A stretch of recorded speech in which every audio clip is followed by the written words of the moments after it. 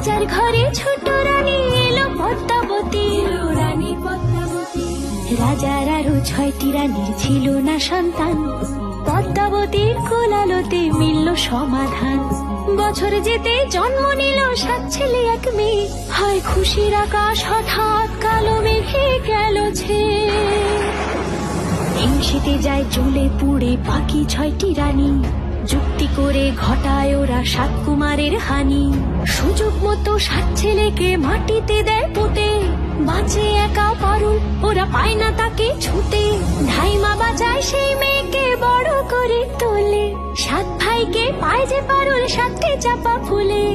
এত কিছুর পরেও রাজার বিপদ যে কাটে না, সূর্য নগরে সুখের সূর্য আর ওঠে না।